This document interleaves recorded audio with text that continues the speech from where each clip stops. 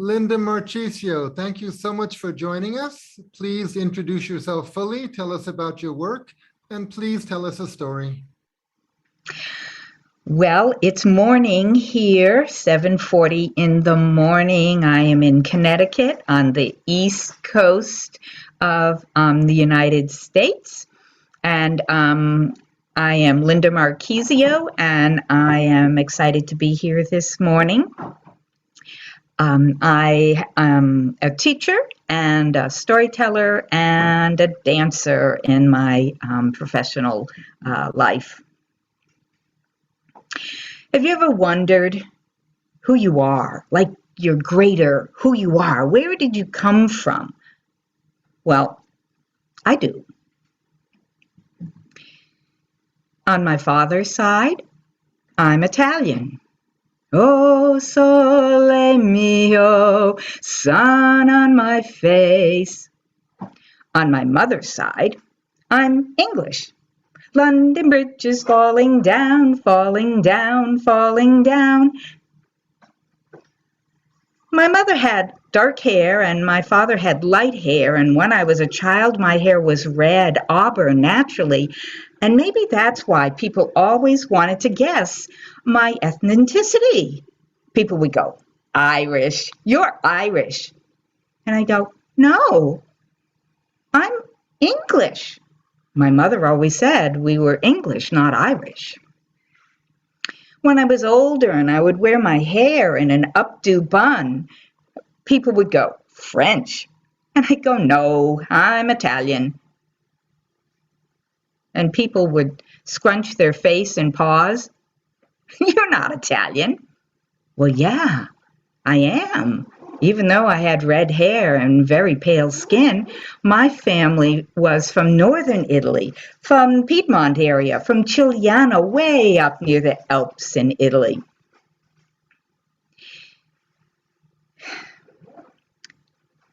My father's family, there was always a cacophony of sounds when we ate together, and oh my goodness, you never talked about politics and you never talked about religion unless you wanted a fight.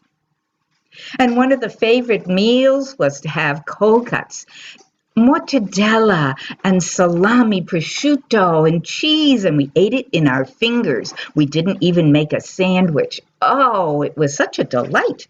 And we had star bread, crusty on the outside, and it was shaped with 5 points like a star. My grandfather came from Chigliano to the United States to work on the cable car factory. My mother's family came from England, from Yorkshire. At least one of my great Grammys came from Yorkshire, but they both came from England, I was told. And I have a teapot, a china one of one of my Grammys, because you made the tea and then you put it in the teapot and you poured it to enjoy it. With my mother's family, we always sat quietly as we ate. And I had lamb with mint jelly that my mother made from mint she picked right out of the garden, and shepherd's pie and liver and onions. But I wanted to know more about me and where I came from. Where was the rest of my family? You see, I'm an only child. So I wanted to know more. Where's that rest of me, the rest of my family? And when Ancestry DNA came out, I was on board. I wanted to know. I spit in a little vial and I sent off the DNA sample, and I waited anxiously my 6 weeks to find out who I was. When that information came in an email, I couldn't wait to click and look, and there it was, a map and a list of percentages of me. And I was English. Yes, I was. It said so. And I was Southern Italian. That surprised me a little bit since we're from northern Italy.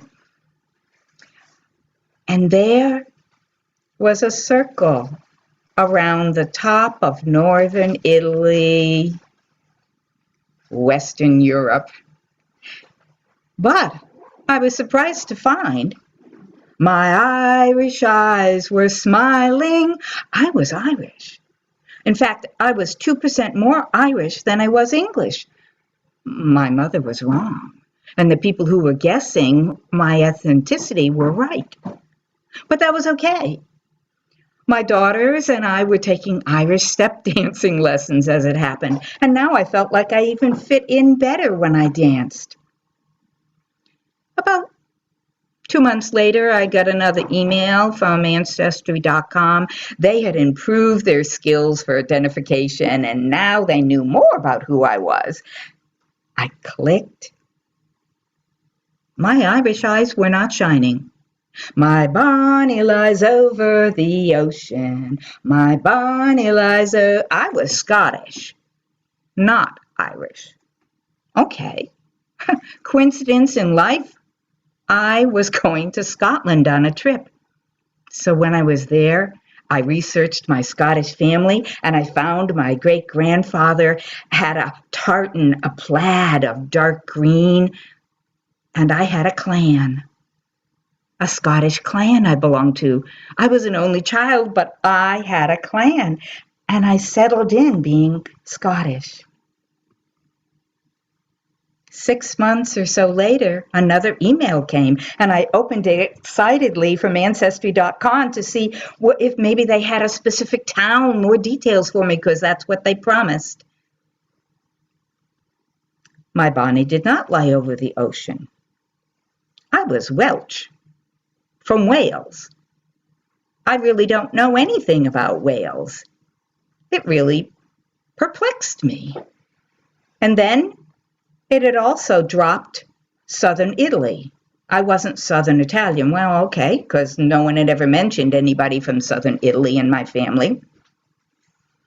But that circle around the top of Northern Italy overlapping France and Germany. Frère Jacques, dormez-vous. Good thing I took French in high school. I was now 40% French. Well, the people who guessed I was French when I was in high school were right. Dankeschön, darling, Dankeschön. I was German also. Oktoberfest and beer, and I don't even like beer. How could I be German? But the change that hit my heart was that oval over France and Germany and Northern Italy in the middle. It was gone. I was not Italian. How could I not be Italian? I knew that my family came from Giuliano, and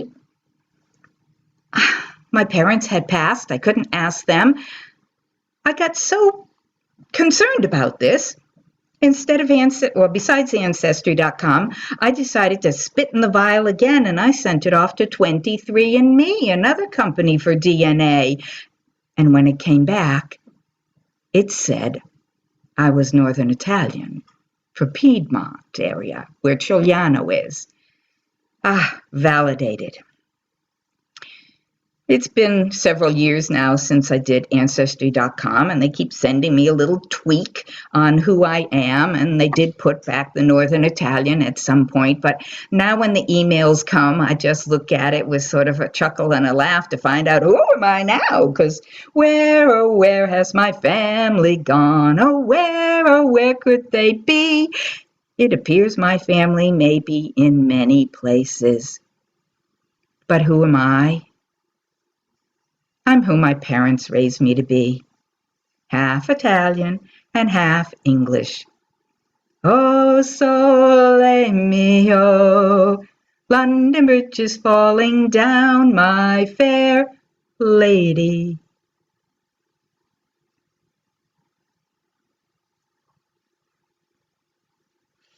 Thank you. So, I don't know if it's a thought people have all around the world, but I know in the United States, a lot of people wonder, like, who are you? Who am I? And what defines us? And I find it intriguing to think about whether it's DNA who says who I am, my biology, so ethnicity, nature versus nurture, And I wondered if you had thoughts you wanted to chime in.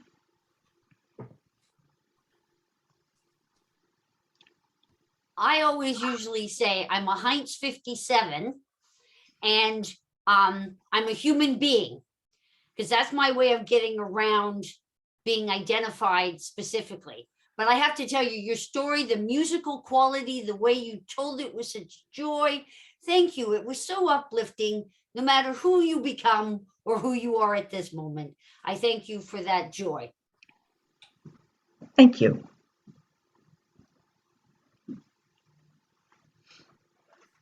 It seems you've enjoyed being having many elements to your ancestry. Yes, yes. So I can do Irish step dance and I can have an Irish clan and I can still eat lots of salami and all those things. It doesn't matter on the identity, or I can choose to be, parts of lots of them. Mhm. Anybody else out there do any do DNA to check who they are? But some people have an identity crisis. They struggle over it. They suffer over it. They agonize over it. But not you. Well, I mean, I didn't struggle, but I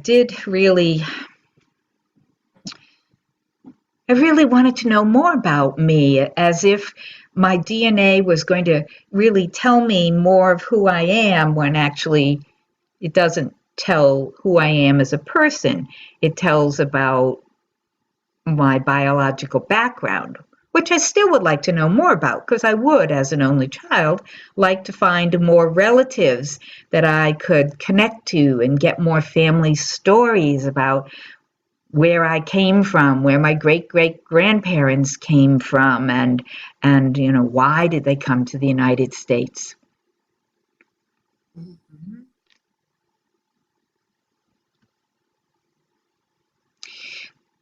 And I think the finding out I was Welsh was like, what does that mean? It's like I'd almost forgotten. Sorry if you're from Wales, but I'd almost forgotten Wales was part of Great Britain. It's like I'd been to Ireland and then later to Scotland. I hadn't been to England, but everybody knows about England. And it was like Wales was the forgotten child of a country of Great Britain, forgotten for me anyway. That it existed. I don't remember really studying it in school. And it was like, what? Welsh? What does that mean? I'm from Wales? Really, I was just taken aback that I had no connection, and almost like, where is it? I mean, obviously I know where it is, but it was that feeling. And I have two thoughts. One is that in some ways I think that ethnicity, kind of like race, is a social construct. And I always wonder about those tests, which I haven't done. People in my family have. Is what do they use as a baseline? Are they going back to the year 500? Are they going back to the year 1300? Where does it kind of start? And maybe that informs the constant adjustments that Ancestry was sending you. But the other thought I had, as you were talking about wanting to maybe find stories, have you ever thought of going back to Chiliano and making a pilgrimage there? And places like that might have town records that go back hundreds of years with family names. There might be all kinds of Marchisios there. Yes, absolutely. I've thought about it. It just hasn't happened in my life. I did make it to one trip to Italy, to the traditional Rome, Venice, a trip which was wonderful. But I would love to go to northern Italy, to Cigliano, and see, hopefully someday, time and money. Thank you, I am everyone. quite envious of the storytellers that have different ethnic roots, who can input different languages into their stories or draw on different cultures. I come from a bland background. Everybody's from Scotland originally. But we did go back and search our roots. And my husband and I found out that our grandparents, great grandparents lived like one county over. So that was kind of fun. But sometimes when you do those searches, family secrets come out. And some people aren't prepared for those. In our family, we found a relative who we suspected was a relative, but on the surface was not. But the DNA proved it, he was a relative. So there can be family surprises. Yes, there could be. I haven't found any yet, but I don't know. Could be.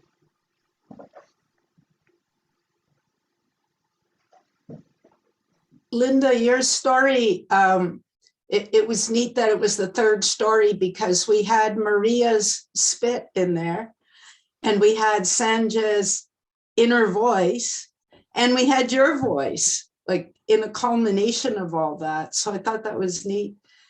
The other thing I'd like to mention is I was once told the concept that the blood remembers. And I was on a solo cycling trip in Ireland, and I had no idea we had Irish ancestry. And I ended up flying out of County Cork. Coincidentally, that's where my trip ended. And by the time I got home, I had a postcard from Western Canada waiting for me. And my aunt said, "Oh, you were visiting your ancestors. They came from County Cork." And at different times when I was cycling, I'd pull over under these ancient ruins. They were like rock formations. And I remember standing under there and feeling this familiarity. And at different stages, I had that feeling come to me. And so when I got home and somebody said, "The blood remembers," I thought, well, I don't discount that, because what was that resonance I was feeling at different places on my journey? But I loved your different songs. Each one was familiar. And so you really pinpointed the country. So thanks, Linda. Thank you. I know about that residence. When I had that short trip to central Italy, I too felt, oh, I'm at home. I don't understand the language, but it sounds right. It sounds like it's centered in me. And I was so comfortable in Italy.